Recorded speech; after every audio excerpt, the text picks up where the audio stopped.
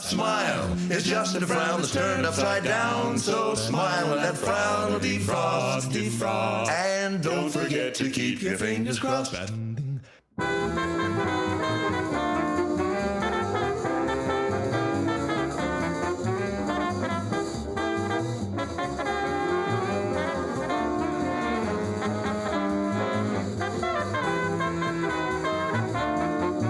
Good evening and welcome to another episode of What's So Funny, the show that probes the minds, the brains, and the psyches of the people who make the funny. Tonight, Godfrey. That's it, Godfrey. One name. His personality is big enough. Makes up for it, though. And tonight, the Chicago native brings it. He comes in with guns blazing, aimed squarely at me and my non-performing so-called expert ways, and I loved it. Godfrey was in town last weekend, headlining Yuck Yucks, where I sat down with him on a Friday afternoon. He'll also be back in town and elsewhere throughout the country in November as part of the Just for Laughs tour, so look that up online at hahaha.com. Check him out then. Okay, here now, my kick-ass interview with Godfrey. Godfrey, nice to meet you. Thanks. I didn't get a chance to see you last night. I heard that the crowd got their money's worth. I did 2 hours. I didn't know that light over there in the corner is just weird. I didn't see the light. I just had fun. So when you're up there, Yeah. do you think, what's your internal clock telling you? Nothing. Like 40 minutes you've done? I guess. I don't really, it's timeless up there. I just do, and I just have a feel where I go, oh, I guess it's time to wrap up, I guess. I don't know. It's timeless up there. Our time is different than the people watching. Yeah. Our time is always different. When you're on a roll, you have streams of consciousness going on, segues, you have more thoughts, a lot on your mind. You don't even think about it.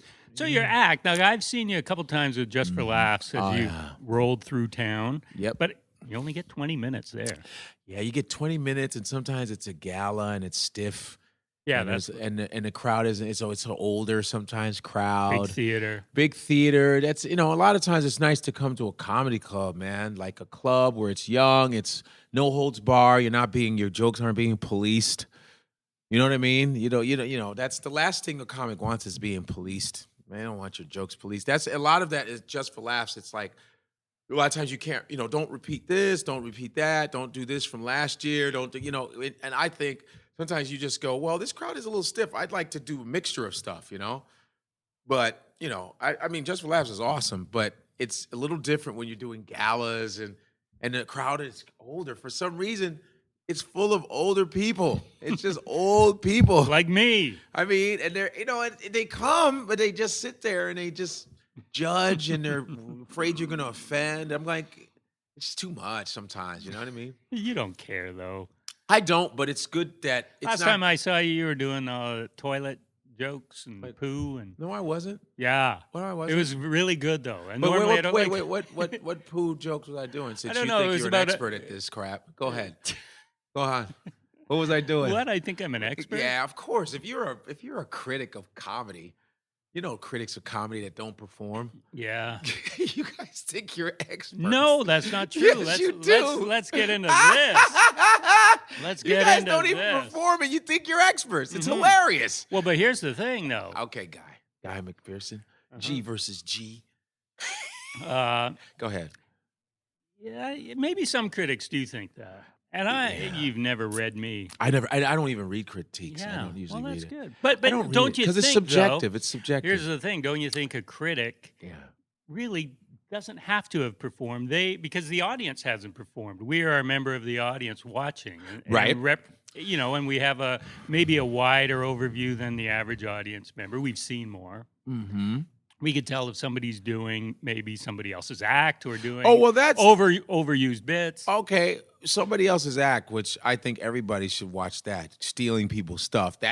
I can do that because I've watched a lot of comedy and I can go, oh, that's Cosby's joke or that's this guy's joke or that. Oh yeah, I get that. Yeah. But I'm saying that it's almost like, I can relate it to sports. Let's relate it to hockey. When you watch a hockey a game and you go, oh man, that guy should have passed it to the other dude. I'm like, well, you know what? You're not on the ice, bro. You're not on the ice. And at that moment, maybe his angle, he didn't see it. Maybe it was tough for him to make that shot. It's like you weren't in that moment. It's easy to say it when you're outside and going, oh, you could, that guy was open from your perspective. But there's a point where you can be a fan and that's cool, but you got to have a balance of, hey, man, you're not on the ice. You get where I'm coming from? Like, you know, with sports, it's like we go, no, man, he sucks as a quarterback. All right, yeah, but he's better than you, though. You know what I mean? He's better than you. There's a reason why he's a pro and you're not. So you can't go into a restaurant and go, I don't like this food, even though the chef can cook it better than you. No, it's not the same thing. No? That's not the same thing. That's not the There's same thing. got to be a good analogy. It's like, in no, there if I somewhere. say, yeah, well, yeah, that's almost a good, but I like to put it to sports more. Mm-hmm. You know what I mean? So, Because, I but mean, there's say comedy's somebody. subjective. It's subjective. I'm the first to say that. It's subjective. But when someone says, hey, but people don't understand that comedy is about repetition. It is about repeating jokes. Mm-hmm. Some jokes take 10 years to get right. You know what I mean? And the good critics know that. I guess I don't read the critics. I think it's silly. I think it's hilarious when someone's going, you know, he started off. I'm like, who are you? I'm like, I started off like that because I felt like it. I mean, no, but you have to do your job, right? I guess as a you know, I mean, you're a critic, so you have to write like that. So I guess I'm not a critic, so I don't know. So I guess if I were a critic, I guess I'd be like, well, I have to write something. I have to describe it, right? Yeah. See, I don't know because But I'm everyone, not a critic. but you are a critic. Everyone's a critic because you have opinions when you watch people. Yeah, but you're a critic by career. I mean, that's your job, so it's a little different. Yeah. It's like everybody has a sense of humor, but I'm a comedian. You know, everybody has a sense of humor. But I'm a comedian. I'm a professional joke teller. Mm-hmm. But everybody has a sense of humor. So now there are many critics who have performed comedy. But is there a number? Who's performed comedy that you know as a critic? Well, now, as I say, everybody's a critic, and so you see bloggers and you see people writing about comedy, and you read about them, and they do comedy sometimes. Do they? Some of them do. Who? Well, now we're gonna have to fire up the. We gotta know. I gotta find out who these people are. But here's the thing, though. Yes, what's up? What does it mean? Like, if you've performed once, does that mean okay? Now you're a legitimate critic? No. Or is it hell no? 1 year? Hell or is no. It 10 years? 10. So 10 years. Then Damn you right. could be a critic. Damn right. 10 years is when I think 10 years in any profession, it's like, what is it, tipping point? Or it's tipping point. Yeah. That Malcolm Gladwell. Malcolm Gladwell, he says 10,000 hours of what that's when you can call yourself, okay, I'm that, I can actually, I have a voice and I think 10 years, man. 1 year of comedy? No. Who are you? No. Mm-hmm. Seinfeld told me this. He told me, in comedy, it's like you're a kid. It's like your age. If you've been doing comedy 1 year, you're a 1-year-old. If you've been doing comedy 10 years, you're a 10-year-old in comedy. Think about that. Yeah. I've been doing it 18 years. I'm an 18-year-old. It's like You're a man. I'm a man, but not really. I'm not 21 though. Right. You know what I mean? I still don't know anything. You know, Cosby's a 50-something-year-old. He gets it. You understand? Seinfeld's a 30-something, 36-year-old. He gets it.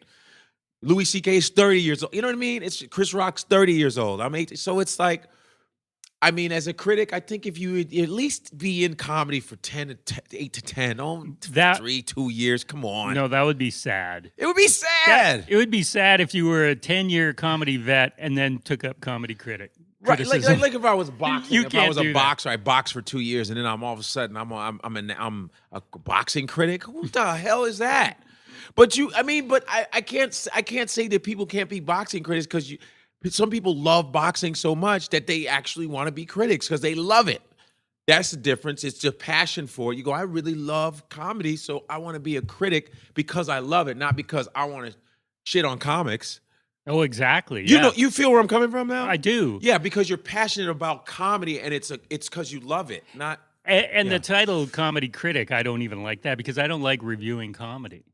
Right. When I got into it, and I was a sports writer before this. Oh, were you a sports writer? Yeah. Okay, cool. Covered the NBA. Nice. And So then I always loved comedy, and I kept pushing Yes. editors. Got to Right. write about some of these people. They're Oh, coming to okay. town, or they live in town, and nobody's writing about them. Yet they're writing about modern dance and all these other forms that I think not treated as an comedy's- art form. That's right. And it's one of the hard. It's no. I can curse on this, right? Yeah, oh, yeah. Fuck that. It is not. It's not treated as an art form. It is the hardest art form. Every art form is difficult, but comedy is on the top. They had that. Time Magazine years ago had the top phobias.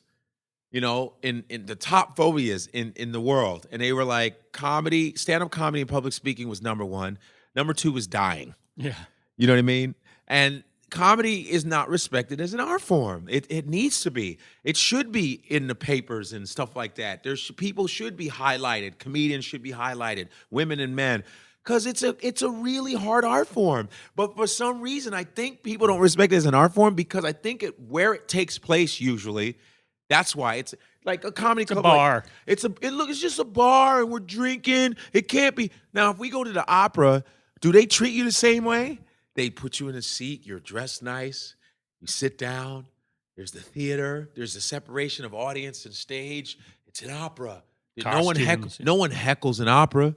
Have you ever heckled an opera? How do you heckle an opera? No, this sucks. This sucks. This sucks. It sucks. No, you don't do that. But comedy, for some reason, because I think not everybody can sing opera.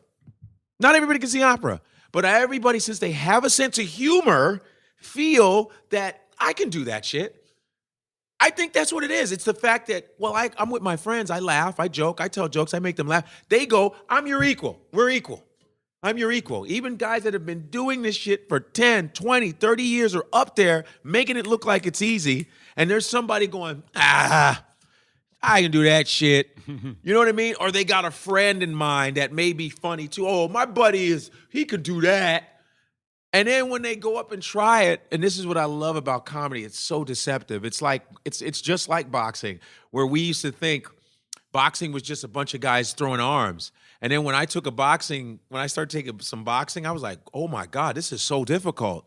It is really a science. Comedy is a science, man. Boxing is a fucking science. There is a counterpunch. I didn't know. I thought they were just up there going, boom, boom, boom, boom. I'm like, no. That's street fighting. Yeah, that's what I thought. It's really, everything comes from your legs. There's a certain way you position yourself. It's really a science. And it's the same way I think people view boxing is the same way they view comedy. They just think we're up there just fucking around. You know what I mean? No method to what we're doing.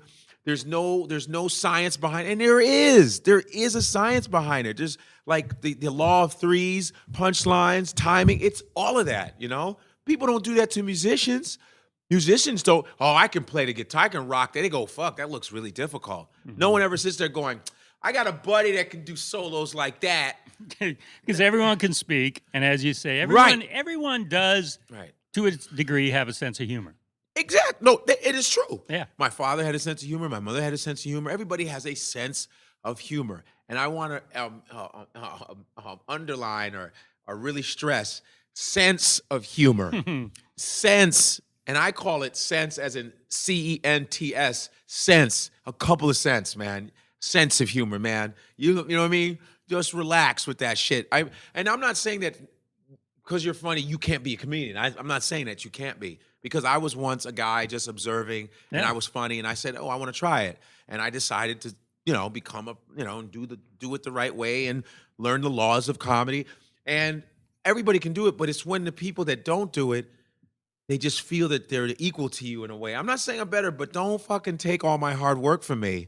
Yeah, you approached it like you did with boxing. You went in and you realized I went in and I gotta learn something. And I go, wow. And I never looked at comedy like, oh man, that's easy shit. I used to be like, man, this shit must be so hard. I'm like, I think I'm funny in my own way, but standing up there in front of people you don't know, holy shit. I used to always give it respect. Before I started doing comedy, I watched. I'm in Chicago. I grew up in Chicago, so I would watch.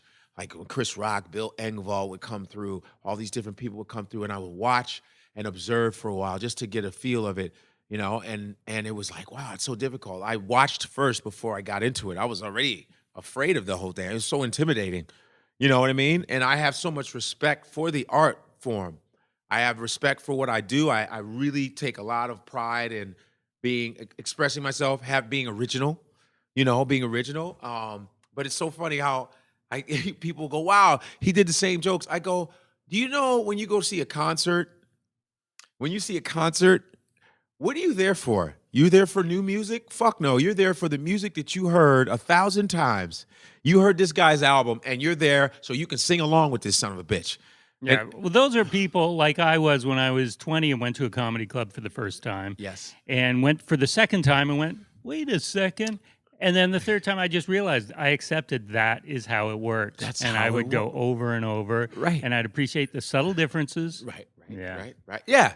I mean, there's some guys, I have to admit, like, you'll see some dudes, they'll do the same act, won't fucking change. No matter what the room is. They don't give a damn. Someone can heckle them, they'll stick with their shit. They don't even respond. At least do something different in life, like respond to the guy.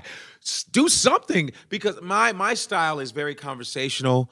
It's organic. I leave open to whatever change. I don't always say my jokes the same way. Even if you may hear the same, it'll be different. Like, he didn't even say it the same way. I'm very much like that. I change up a lot of my shit, but I take more chances.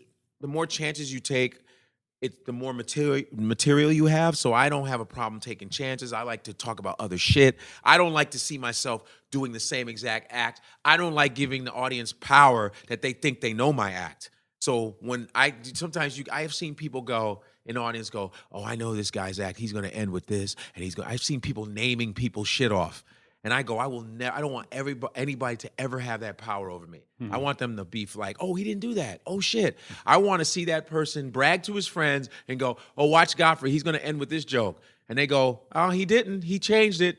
That's just my own paranoia in my head. That's what keeps me. Did that take a long time to develop that? Which that changing it up every time. Like, you've been at it 18 years. Yeah. When did you realize you could do that? I was doing that early. I started doing different shit early because I was never really afraid to talk about just some weird shit, some odd shit, or shit that was on my mind right on the spot. I'd be like, yo, you know what I mean? It took a good like 8 years, about 7 to 8 in New York City. I started to go, you know what the fuck? I was just start talking about other shit. And just in New York is such a great place for comedy. It's the number one place for comedy, personally.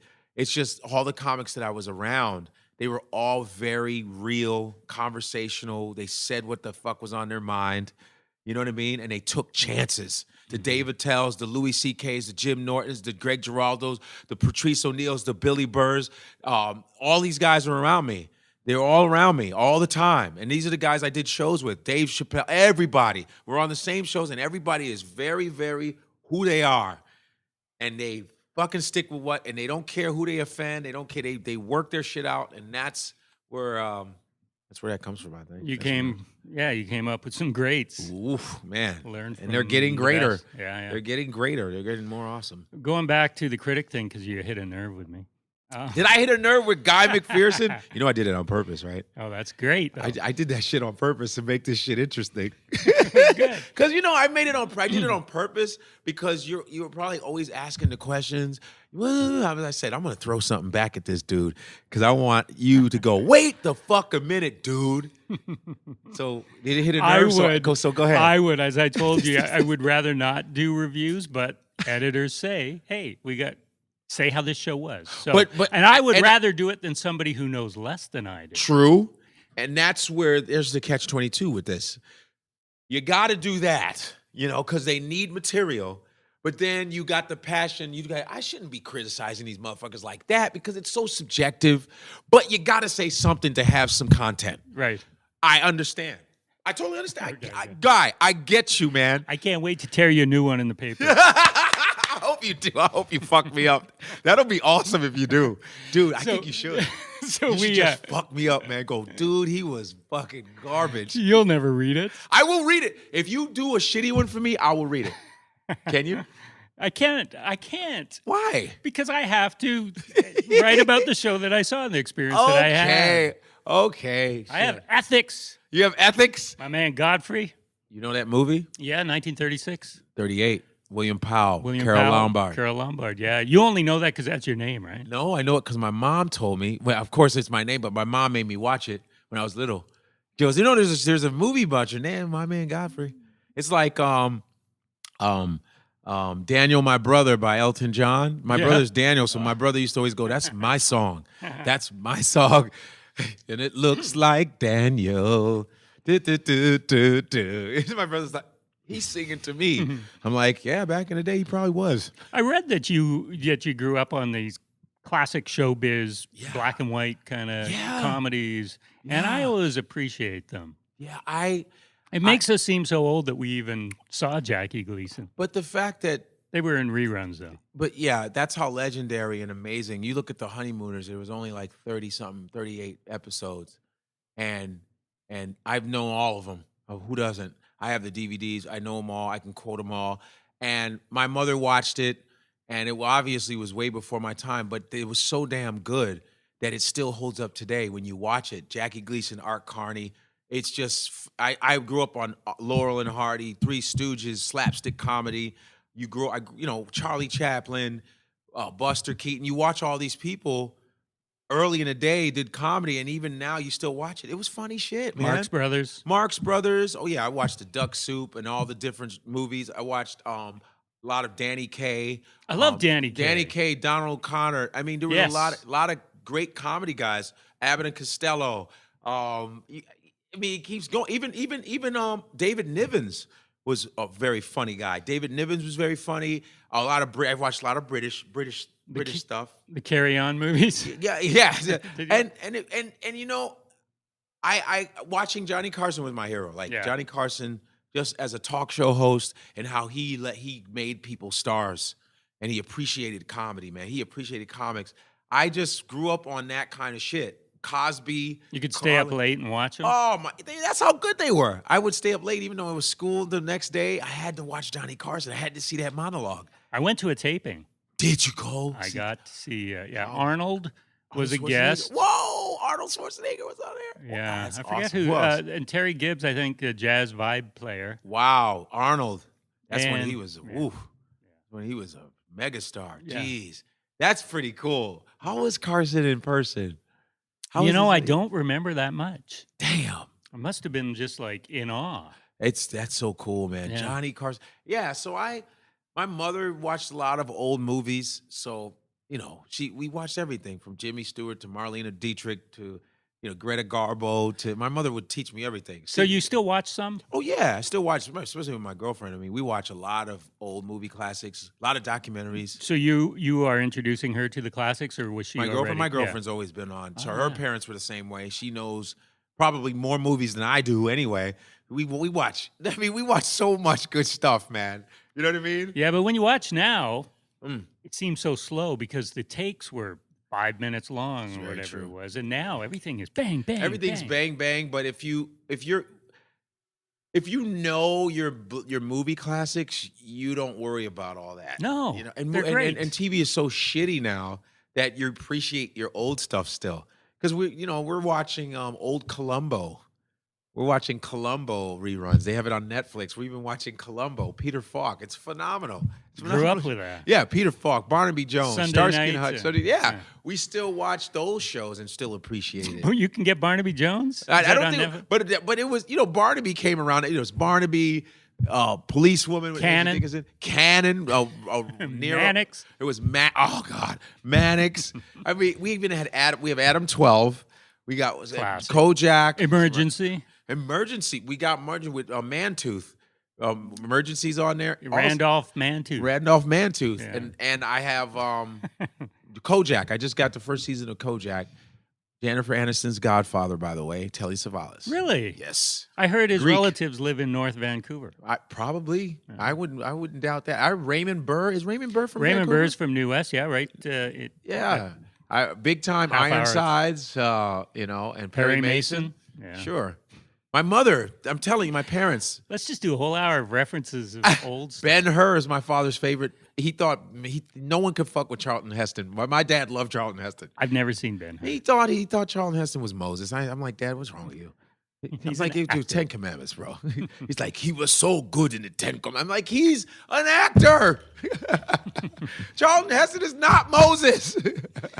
So you talk about how you said TV is crap now. I mean, a lot of it is Yeah, so you've bad. been on some very good television. Some bad. And so, no, I've been on some 30 Rock, Louis C.K. twice, Yeah. first two seasons. Yeah, I've been on a little bit. I can be on more. I'd like to be on more television, but You've had a lot of roles. You had some good movies too, like Dennis the Menace Christmas. Dennis the Menace Christmas, that was fun. Yeah, that's huge. Fat Girls and Monique. Monique won an Oscar for Precious, which was cool. I did Soul Play with Snoop Dogg. Snoop is How was that? It was awesome hanging with Snoop Dogg. Everybody in Is your he life, just- there's certain people you want to hang with. Snoop is one of them. And is he who we see? Yes, he is cool as shit. Just cool and laid back. Bow wow wow yippee yo yippee yay.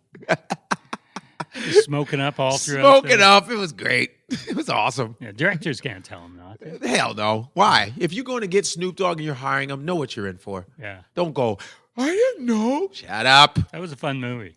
That was very fun.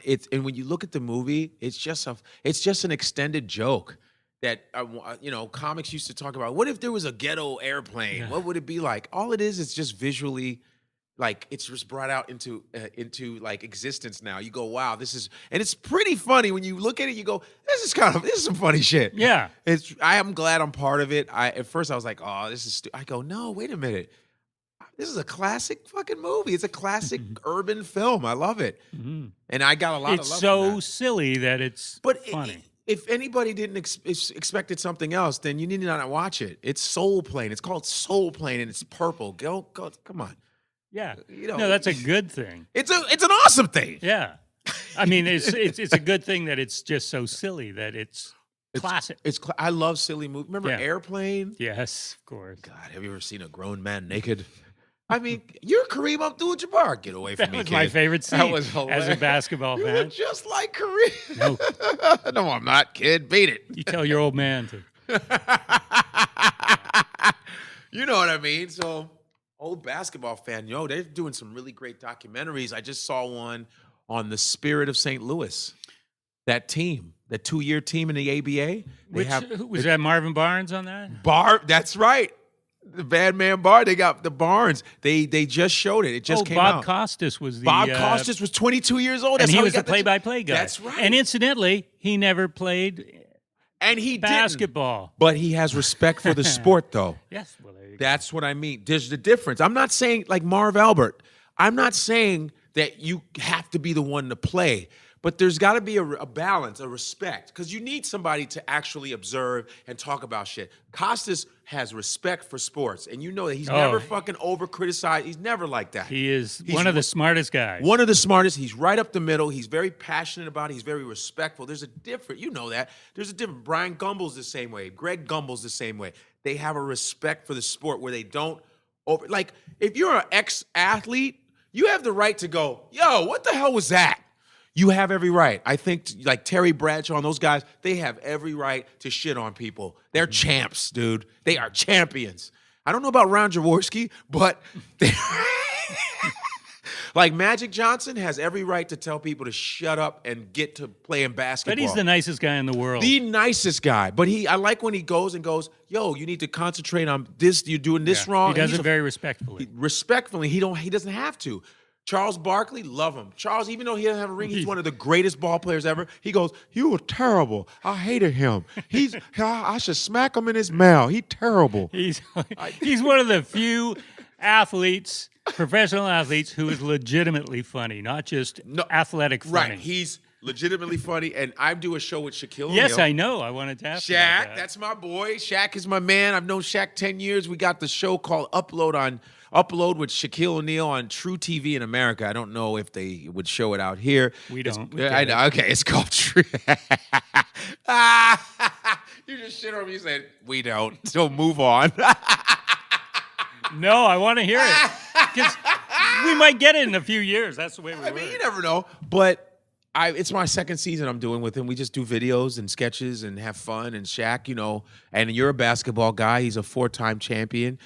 Also a very funny guy. Very funny. Huge future. Very dry. Very dry, but funny. Because I think when you're 7'2", you can't you just gotta be. You can't move. You can't really do much because he talks like this the whole time. That's the way his voice is. You know how it is.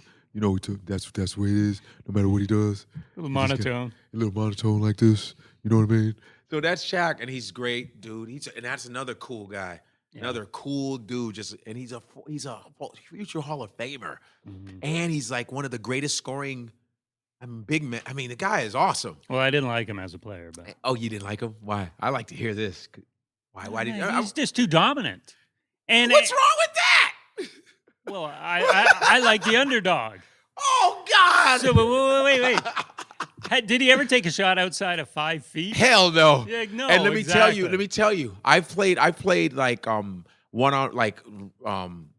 casual ball with him on the like in the gym because we would go to the same.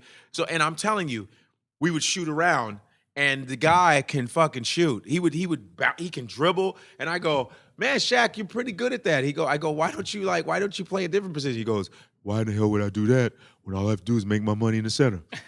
That's what he said. He goes, that don't make sense. I'll be stand right in the center, dunk it on you, get paid.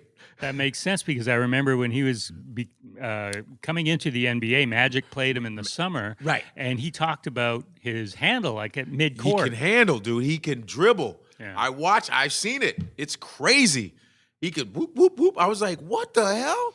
Well, you know, this goes back to the recreational player and the professional like it does with a comedy fan and the professional. Right. When you see these NBA players warming up and you see centers out there shooting threes, 7, 8 in a row, and they never take a three in a game. Right. Like, it's weird. They're all just, that is a professional. Right. They know how to shoot and to score when no one's on them. When no one's on them, right. But when they're faced against another professional, it's tough. Who knows how to stop That's them. right. And you have professional defensive guys that know how to stop. It's amazing. I played with guys because I went to college with Kendall Gill. Oh, really? Yeah. I went to Illinois. Kendall Gill. Kendall, you know Kendall. Seattle Supersonics. That's right. I went to school with Kendall Gill, and I remember him and a bunch of guys. I remember when they would be playing. I remember playing a full court with them at one of the gyms, and it was just amazing how good they were. Like, I mean, it was just like playing a fucking street game with Kendall, and it was just like they are so good. They're just at another level, regardless of if they're not the best. But god dang it, street level shit. You're like, what the? It's unreal. The athleticism, superhuman. They're superhuman. You got guys. Look at the guys in the NFL. Some of the guys in the NFL that, you know, you got these linebackers. They score or they do an interception, then they backflip. You go, did this son of a bitch just he's 300, he just backflipped? Isn't it amazing? They backflip in full uniform, in full equipment?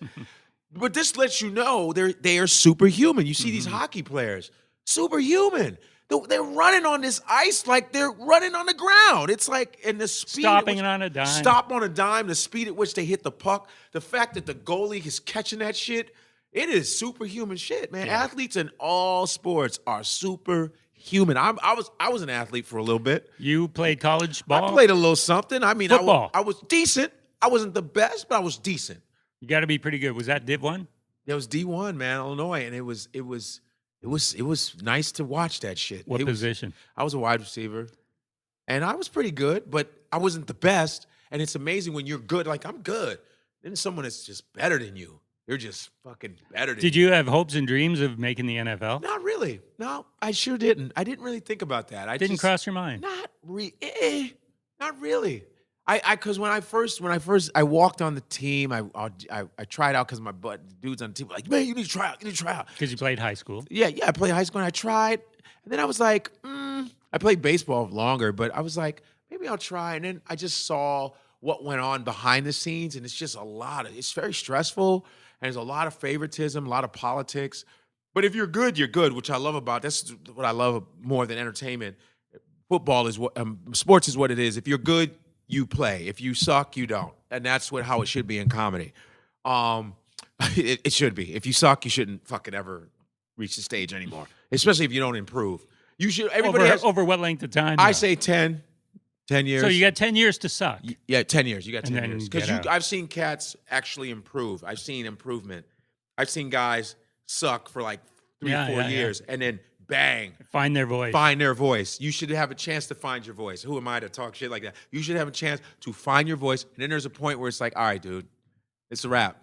Nah. There's gotta be the comedy police. Put the puppets away, just buddy. comes in. No, All there's right. comedy police. Like, okay, That's thank enough. you. You have the right to remain silent.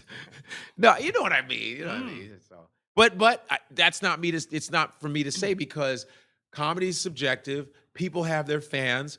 I've seen people laugh at other comics that I think are weird, and they'll look at me and won't laugh at my shit. So I'm not an expert. I in learned it. that lesson from as a young boy reading Steve Allen. Oh, Another Steve Allen, classic. Of course, he's from radio comedy. Well, Steve he was Allen the was first in radio. host of the Tonight Show as well. That's right. So Steve Allen. And when I was growing up and I saw Steve Allen with that toupee, I would see him with the Steve Allen. But I was like, who's this Steve Allen guy? Because I was like watching Pryor and Murphy and these guys. And of course I Smothers Brothers, and you see there was the Smothers Brothers, the Allman Brothers, then there was Sonny and Cher, and it was all these comedy shows on CBS. And then you got this Steve Allen, and I'd be Steve Allen. I'm like, who the fuck is this Steve Allen dude? Hi, I'm Steve Allen. And blah, blah, blah. I'm like, ugh. And then there was Alan King, who I never knew what he did. I go, who the fuck? What does Alan King do? He was the head of the Friars Club. He was the roast master. And I go, Alan King, and he would tell these stories. So back in 1950, I'm like, who is he? I don't ever see him do stand-up. Who is this guy? Did you ever see him though? After that? I saw him in movies and stuff like that, but I never saw him just do stand-up. Yeah, I don't know if I have. He had a great series, if you can get it on DVD, I have it, where he interviews comedians, and he interviews a young Jerry Seinfeld and George Carlin. I gotta see that. It's like half an hour each one. It's really good, huh? Really good. See, that's because he was more one of those guys. I don't think he was really a pure, I didn't think pure he was stand-up. that funny. Thank you. He seemed like he was whack. I was like, who's this didn't like Alan him. King with the cigar and he talks like he knows. He's like the Burt Sugar of fucking comedy. But you know what I'm saying? But Steve Allen was God. Don't you diss Steve Allen. I had a book called Radio Comedy, the history of radio comedy. Oh, yeah. And it's the Biggersons, Gracie, George Burns, and Gracie Allen. I had and I read Eddie Cantor and Fred Good, all these Mad guys. Russian. Yeah, and I read about radio comedy, and then I learned about Steve Allen, and I was like, oh, Steve was the real deal. I was like, oh shit, my fault. Yeah. I didn't know. In a book he wrote about funny people, each chapter on a different comedian, and in the preface he wrote how he hates it when people say that guy's not funny, because what you really mean to say is that guy's not funny to me, because you look at the room full of people, they're laughing. It's true. He's funny to somebody. It's true. That's the thing we got to be careful of. You got to be. It's. I guess it could be like beauty. Some people think that girl's pretty. Some people don't. Some people think. I think that there are times where some girl is hot and everybody fucking agrees. That's right. Yeah, I'm sorry. No, It's like this. Nah, she's hot. She may not be the type, but she's hot. She's in the hot category. This guy's not funny. He's in the not funny category. This guy's funny. He's in the funny category. But like you said, you're right. Some people have their choice, man. It's like you can't.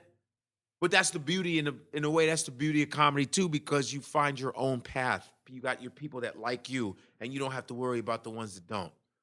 You know what I mean? It's like, and then you got people that all of a sudden they become your fans. Like, yo, I never really liked you, but I start to hear some other shit, and now I like you. You pick up people along the way that come and go. Hey, after a while, you just go, I just want to go work, get on stage, get the fuck out, and go home. I just want to, you know what I mean? I just want to work on some shit, go home. Whoever likes me, cool.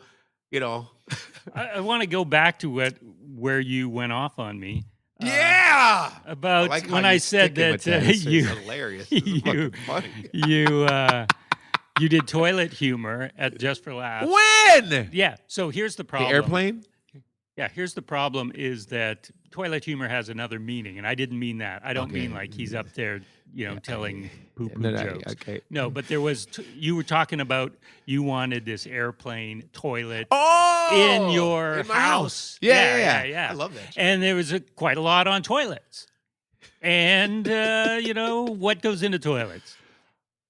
Boo-boo. Yeah. Shit. Right. And Fecal matter. So what I was getting Pee-pee. at before you jumped down my throat I had to. was that I wanted to get you because you're a guy, McPherson, and I want to fuck with you. was that normally that's not a subject that I really like, and you did it great. Thank you, God, man. Like, And so, and I think I read an interview with you or heard one where you were talking about, sometimes even if you do hacky material, your words. Right. And I've always felt that there's no such thing as hacky material. Okay. Only hacky comics. Ooh, good one.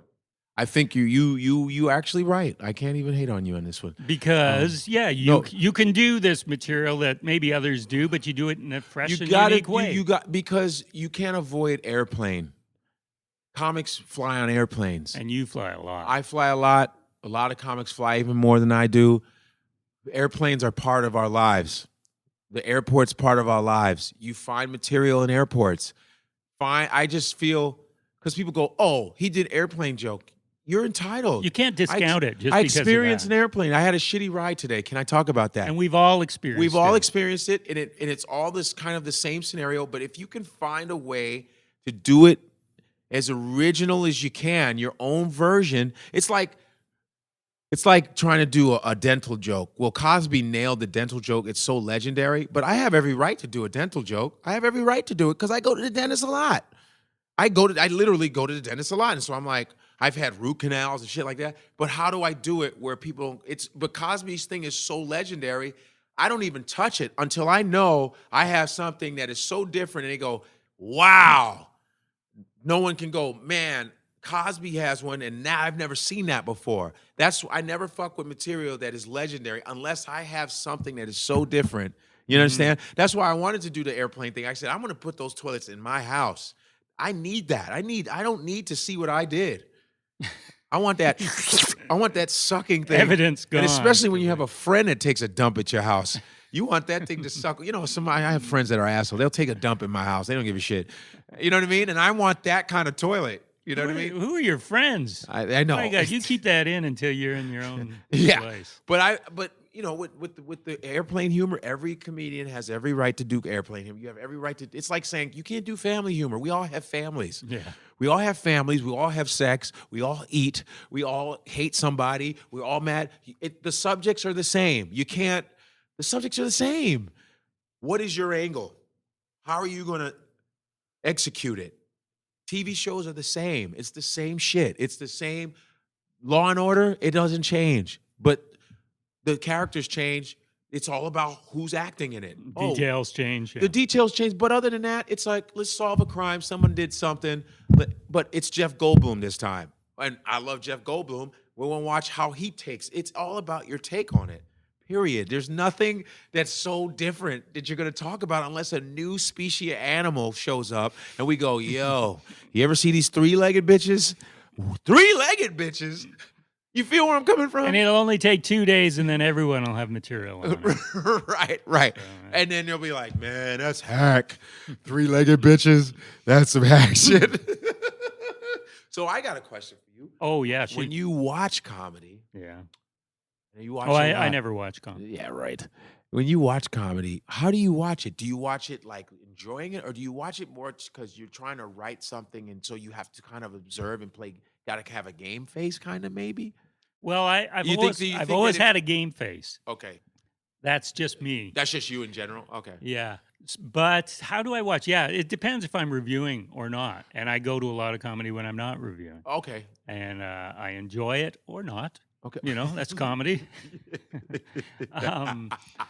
But yeah, sometimes if I'm sitting there and I have to write about it. You have to just kind of like, you got to like dissect. I often don't think about it till I sit down to write, but I will just scribble notes of things that will spur my memory as I go and write about it later. And I just try to enjoy the show as much as I can. I know. I don't have sounded like you're like, I try. A lot of times it stinks. But do you ever say to yourself like, man, some of these people need to just stay the fuck off stage? Well, no. No. I do not. I think like you said, at a local level, right? That God bless them for trying, right? And they should try for a few years. You said 10,000 hours, man. Nothing wrong with that. And then, and find your voice. And I go, you found your voice, and it ain't funny. Beat it. But those people that I think they shouldn't be on stage, they're not getting the stage time that is going to be a problem. They're getting, they're at local open mics and things like that. Right. And that's where they got to develop. Well, first of all, everybody develops an open mic. I've done it. We still do sometimes open mic. Yeah. You still do it. You're not too good. First of all, you're not too good for open mics, man. The word, I think that term open mic is just a bad connotation. I say open mic. It's like open mic sometimes can just be like, hey, man, I need to work on some shit. There's an audience. Boom. It's the same scenario. Yeah, but you're thrown in with people that are less skilled That are than less skilled. It's the truth. But sometimes you're not too good for open mic. Sometimes I believe that because I know Eddie Murphy was talking about making a comeback, and I believe that Eddie Murphy should be doing open mics, but private open mics. I think he should do private. What do you mean private? How would just he do somewhere where he can just pretty much get somebody to wrangle him up some people for a show, and they don't tell the people who's coming. They just have them there. Wrangle Eddie Murphy. They can do anything. Wrangle them up. Have the mic. Someone's gonna be just working on some jokes, blah blah blah blah, working on some shit.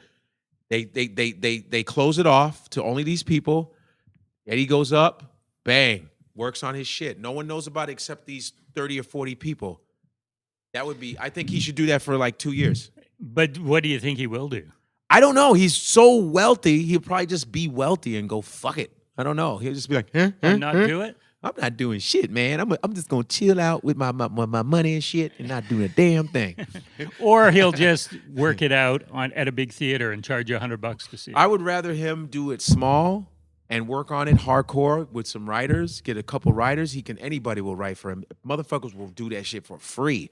I think they should write with him. I think because he's been a long time. They should help him write some shit out because he's naturally a gifted dude. He should write some stuff. You know what I mean? I think he should do that, and I think he should actually incorporate some old classic jokes and do those. I just saw Dice Clay's new one. Did you see Dice Clay's new one? No, I haven't. He at the end he ended with hickory dickory dock. Oh, they wanted to hear that at the end, and he did his jokes. He still has that Dice energy. Yeah. Dirty as fuck. A lot of stuff wasn't funny. A lot of stuff was Well, that's pretty the deep. Dice right there. But Dice was funny sometimes and not because Dice he didn't have to really go there so much because it's like he was really trying hard to be so dirty. It was like he looks because he's older now. Yeah. And he didn't need to go there. I didn't think he needed to go there so long because it was like it wasn't as believable to me. Coming from an older guy. I just think he has a lot of He had a lot to prove. He wanted to show that he was still and I don't think- hip and relevant. Right. But it was very dated sexual shit to me. Oh, yeah. Even vulgar stuff can be dated. Like it was like doing like some racial jokes from the 80s. It's like, dude, update your racism, bro. Come on, get more clever. We're more clever than that. Even as race is there's a different level of racism now. Use that. Don't talk.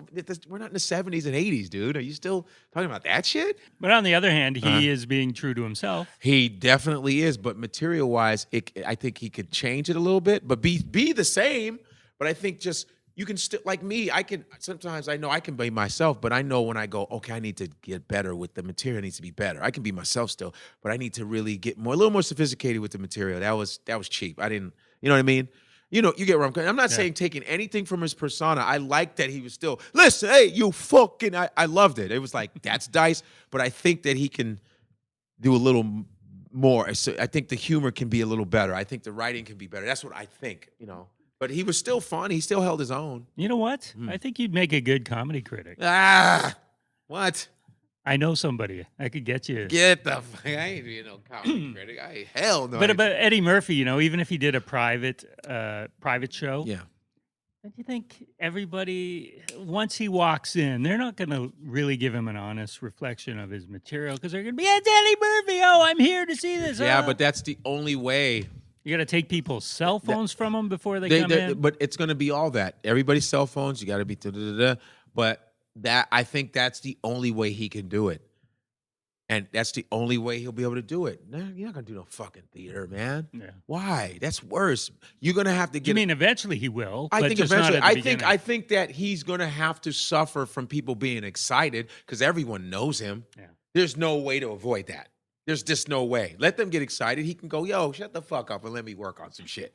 Or walk off like Chappelle Yeah, he's did. going to have to get used to people getting excited. That's inevitable. But as far as lessening the blow of embarrassment, small crowd. Handle this small crowd.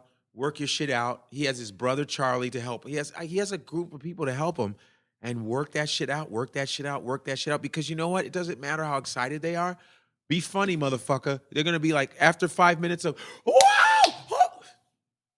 All right now, because people want to see you funny again, you know. Yeah. So Otherwise, it's sad, and if they've paid a lot, then they get angry. right, I think it should be free. I think it should be free for the small shit. It should be free, and just people don't know who it is, and then you go up like, what? Boom, Eddie Murphy. What the fuck? That would be awesome. You ever met him? Yes, a couple times, and he knows who I am, and it's awesome. How'd you meet him? Met him at a premiere, a movie premiere. Talked to him for about a half hour. Got a picture with him. Everything. He saw a movie I was in, like actually the night before when I was talking to him. He goes, "Yeah, I just watched you with my girlfriend. We were watching you. You were good at it. You don't understand. I was screaming like a bitch in my head, but I had to act like cool. I was like, cool. this is the fucking god of comedy. You know, just modern black comedy. Like Eddie Murphy crossed barriers. I mean, he turned over Saturday Night Live on its head. Like literally, the guy is so talented, and everybody, white guys, black guys, everybody wanted to be Eddie Murphy. Everybody wanted to, because he took it. You had your Cosbys and your Pryors, but then Eddie took it to rock star shit. Like you can look cool in leather. He wore some leather shit. I mean, I don't wear it, but he was like the prince of fucking comedy, man. Yeah. He made it sexy and shit. You know what I mean? He made it all sexy and shit. So you know him a little bit. You can. I know him a little bit. I do. You can I know give him a him tiny this bit, but advice. I don't know him real well like that at all. No. But I know he knows me, and I know him. You started doing warm up on the Cosby Show. I did, man. Cosby had his show right after that main Cosby show. He had another show called Cosby with Madeline Kahn, and it was pretty awesome. It was Oh, that's the one you were on. CBS, right? 97. I did a season of warm up, which was great in Queens, New York, man. Really? Right Madeline next Kahn. Madeline Kahn. Did they play? She was a neighbor. Okay. And she was with Claire, you know, what's her name? Felicia Rashad was the husband. She was the wife. And Beautiful. he was a retired airline worker, and he had nothing to do. He was just bored, and he was just Cosby, just doing, you know, puttering around the house. None of the kids. No kids, just another neighbor, Dougie Doug, and it was good. And I warmed up for Cosby, man. It was kick ass. It was like to see Cosby. I met Tim Conway. I met Red Buttons. It was awesome. Oh, for you, that's amazing. Yes. Other comics your age might go, "Who's this old guy?" I'd be like, that's Red Buttons. Red Buttons. Are you out of your motherfucking mind? That's Red Buttons. Holy shit. No, and I met He never got a dinner. I know. Tim Conway. Tim Conway. What? Woo. I was like, this is awesome. Because it's a Cosby show. So you had all these guests come by. And I was like, man, that's awesome. Yeah. Yeah. Do you spend much time with Bill, Dr. Cos? I did. I got to talk to him a couple times, you know. Cosby, and then you put it in the thing, and the thing in the baba, That's Cosby. That was the advice That's he him gave you? describing his sweaters. And in the thing and the colors and the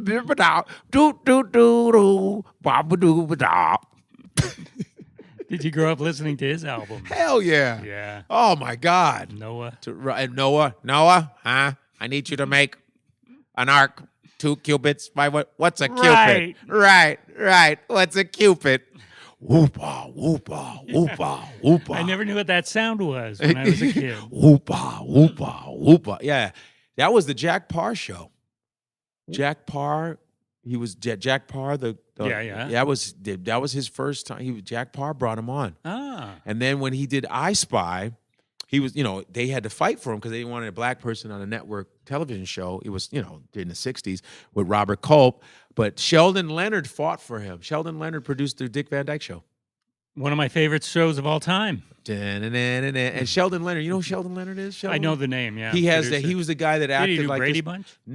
Did he do? No, he did Sanford and that was Sherwood Schwartz. Sherwood Schwartz. Sheldon Leonard. Okay. Sheldon Leonard was an actual actor. He had that he talked like this. Let me tell you something, buddy. If I ever see you in my bar, I'll kill you. You understand me? He was but he had that over-exaggerated Italian New York talk. Sort of like Dice. Right. He was like, hey, let me tell you something, pal. He was that guy.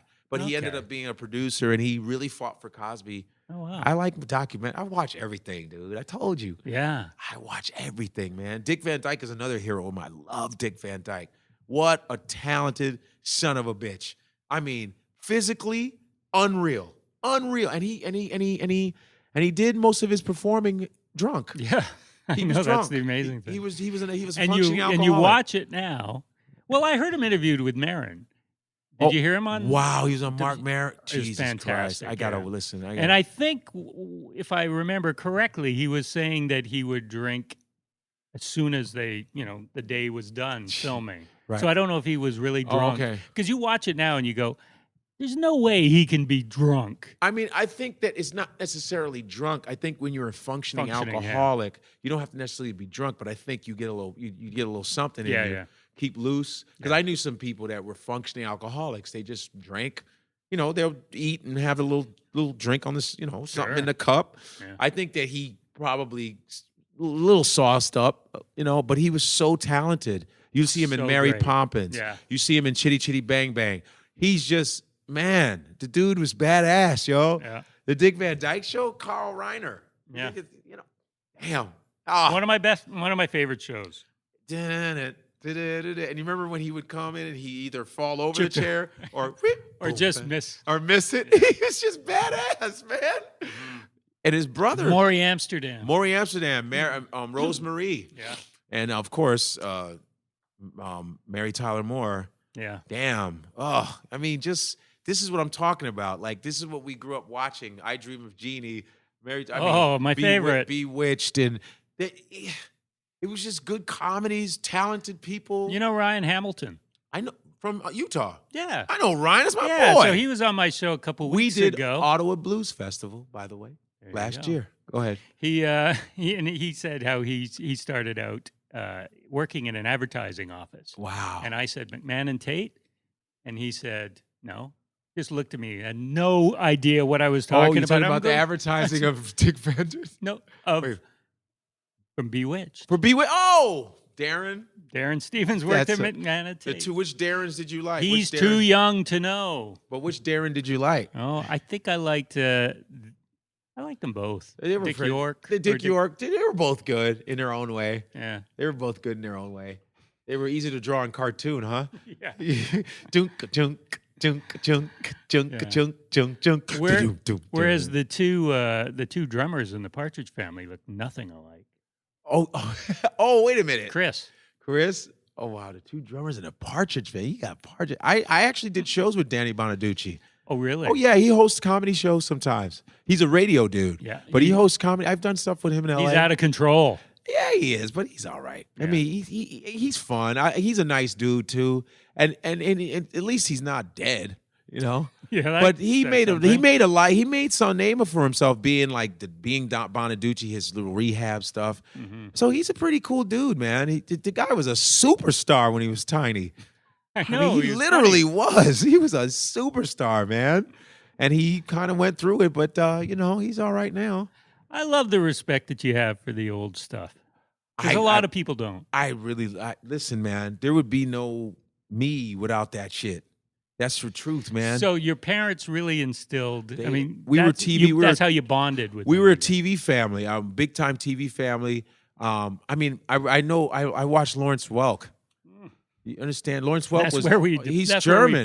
Lawrence Welk is German, man. If you could, and then you listen to his voice, sometimes he'll be talking normal, then he'll be like, "Und the next thing we're doing, hey, I'm Lawrence Welk." And it was you don't get any whiter than Lawrence Welk shows. It was so white. They had one black dude that tap danced on that show.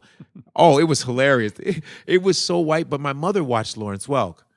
Because it didn't matter. It did. We watched everything. Or because that's just what was on. No, it was on, and we're immigrants. My parents are West African, so we enjoyed everything. So also, we watched Hee Haw. Oh, people don't understand Hee Haw. I think they should bring Hee Haw back with all this blue collar shit. Yeah. Roy Clark, Glenn Campbell, Hee Haw with Minnie Pearl. Hee Haw was a redneck show. It was a redneck show, and we watched it. It was a comedy show. It was a variety show, and we watched it. Johnny Cash would come on, Conway Twitty, Waylon Jennings. Yeah. But we liked country music too. I mean, I grew up with everything, man. There's nothing. We watched so much TV, man. It's like my mother could watch 3 soap operas at the same time. She was that good. By flicking. Oh, yeah. She flicked the channel. She'd go back to Bold and the Beautiful. All my children. Now go back to Young and Restless. She watched them all simultaneously. It was amazing. My mother's a nurse, so nurses love, General Hospital. They love watching the soap operas and stuff at the hospital or at home, So, and news was my dad. My dad was the news guy. That's how I knew all news guys. I knew all news guys. My father was newshead. Walter Cronkite was that was our guy. And that's the way it is, 1976. I'm Walter Cronkite. Good night. David Brinkley. This way he'd be like, hello, I'm David Brinkley. And today we're going to be talking about... David Brinkley did the Meet the Press. No, that wasn't Meet the Press. It was Meet the Press. I'm not sure. I don't think it's Meet the... Oh, it was Meet... I think it's David Brinkley Meet the... Because every Sunday we watch David Brinkley. Mm-hmm. We would watch... Walter Cronkite was on Evening News, of course. We had Walter Cronkite. You had Peter Jennings, of course, Canadian. Peter Jennings. Hey, thanks World for News. knowing that. Or Peter Jennings. We were like Bill Curtis, who does all those American mystery. Justice. But he was a CBS guy in Chicago. Oh, was he? He was local with Walter Jacobson and Bill Curtis, man. I'm a news head because my dad. My dad was the news guy, and I knew world news. I knew local news. I knew Edward R. Murrow. Hey, man, I was that. That's how I know news guys. And I used to imitate them. You imitate a lot of those guys, the sports guys. This is Howard Cosell. I am with Muhammad Ali. I told you, Joe Frazier. Joe Frazier's too ugly to be the champ. I'm the greatest. And Howard Cosell, I'm going to take your toupee and knock it out, too. Howard Cosell, I love you, Muhammad Ali, but you got to understand, Frazier's gonna knock you out. I don't told you that Joe Frazier ain't gonna knock nobody out. I told you he's too ugly to be the champ. Everybody wants me to be the champ. Look at my face, Howard. I ain't never been in the face.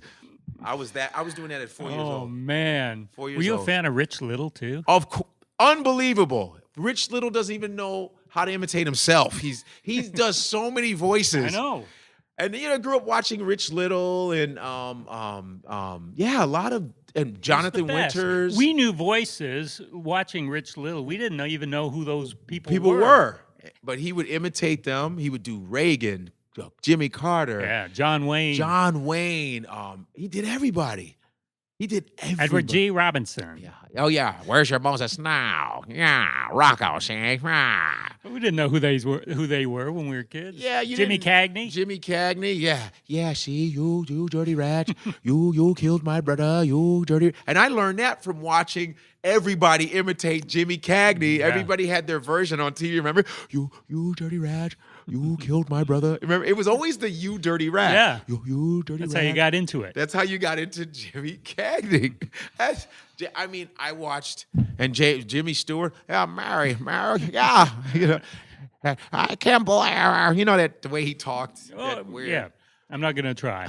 But as a kid, yeah, I would do that Merry too. Christmas, everybody. That kind of weird. We grew up watching, everything. And this really contributes to how my comedy, man. I think the best comedians to me have a lot of information. You have to have a lot of information, man. I tell other comics, read everything.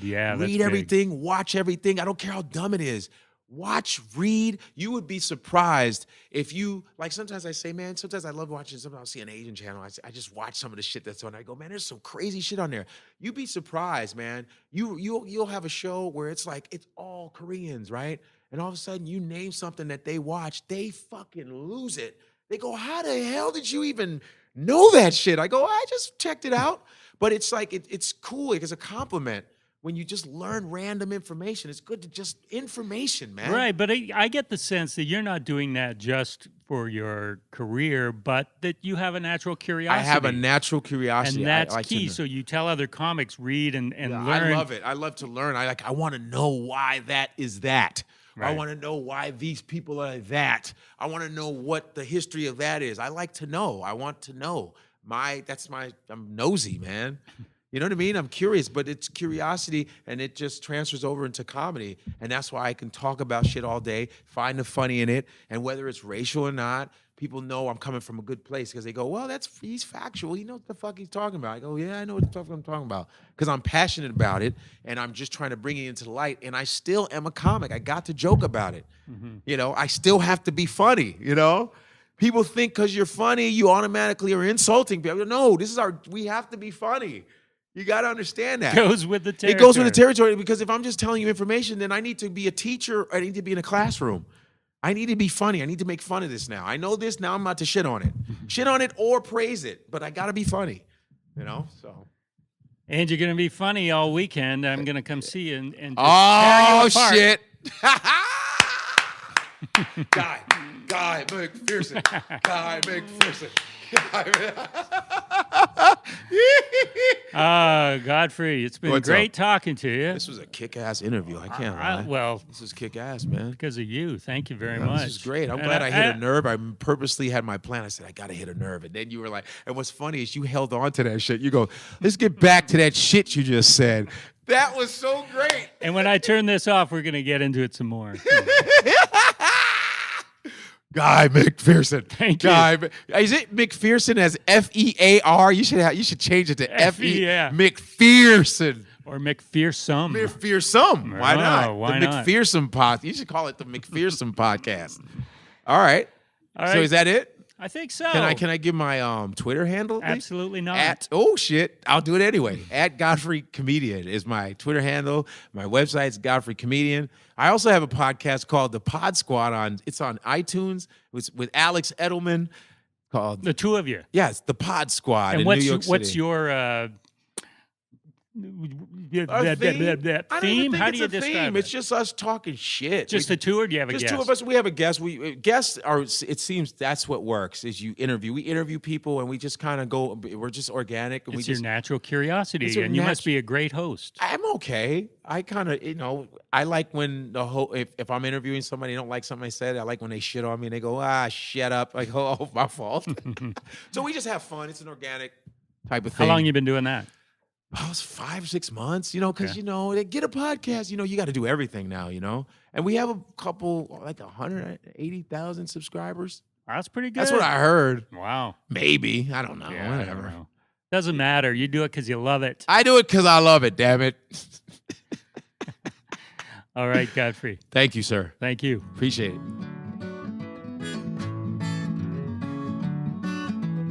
Hey, I told you that was a good one.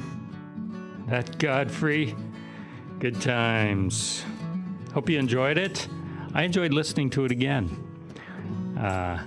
Love to have him back on again. I think we could go easily another hour. Well, I saw him twice. 2 shows at Yuck Yucks last weekend. 2 completely different shows. 2 different hours. So, yeah, I think we could easily. Okay. Next Sunday night, we're back with a Los Angeles comedian who played the Mix last weekend, the comedy Mix. Adam Ray will be our guest. So tune in to Co-op Radio next Sunday night at 11. Thanks for listening. Good night.